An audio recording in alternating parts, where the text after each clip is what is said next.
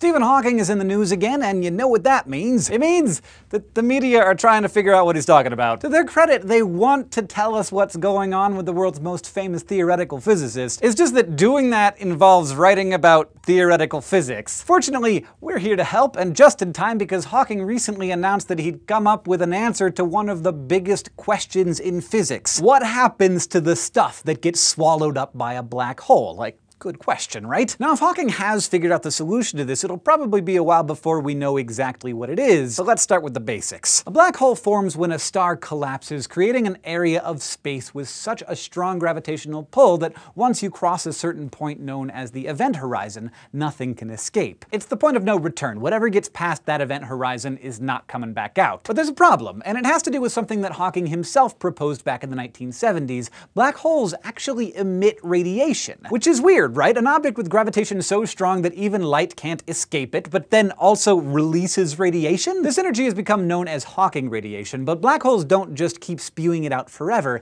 They release it until there's nothing left, and then the black hole dies. But according to Hawking's calculations, the radiation's properties, like its energy and intensity, don't depend on anything that entered the black hole. You could study the radiation from a black hole all you wanted, and you'd never be able to tell what it had originally swallowed. All the original properties of that matter and energy that entered the black hole, what physicists call information, were being lost forever. But that violates one of the fundamental laws of quantum mechanics, and physicists don't like it when that happens. The law in question here is the one that says that just like energy, information must always be conserved throughout the universe. It can't be created or destroyed, and thus the black hole information paradox was born. Physicists describe it as being like when you burn something, like say a piece of wood, and it turns to ash. Now, it's true that you can't just grab all the atoms that were released in the charcoal and the CO2 and make a piece of wood out of it, but on a quantum mechanical level you technically could, because all of its original atoms are still around. But that can't be true for information that falls into a black hole. Once it crosses the event horizon, it's lost forever, and you can't even learn anything about it from the Hawking radiation that the hole then spits out. So physicists, including Hawking, have been trying to solve this paradox for a long time, and last week at what was appropriately called the Hawking Radiation Conference,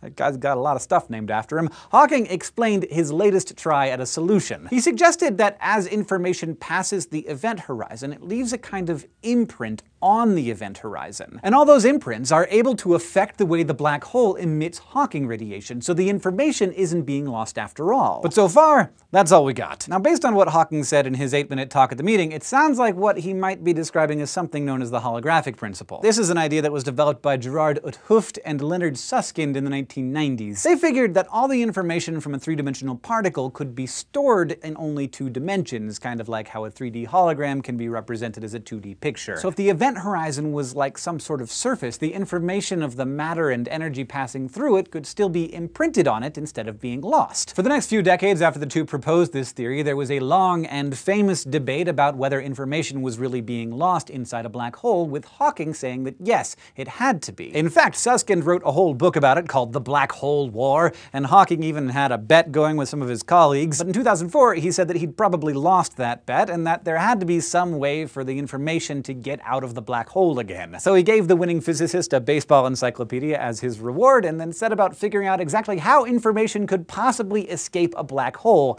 the best trap in the universe. Now he seems to have taken an interest in the holographic principle, or something very much like it, and the whole scientific world, including us, wants to know more about what he's thinking. But until Hawking and his colleagues publish their latest findings, which might not be for another few months, we won't know all the details. But maybe then, maybe the information paradox will be at least a little less of a mystery. Thank you for watching this episode of SciShow Space News, and thank you especially to all of our patrons on Patreon who help make this show possible. If you want to help us make episodes like this, you can go to patreon.com/SciShow, and if you just want to keep getting smarter with us, you can go to youtube.com/SciShowSpace and subscribe.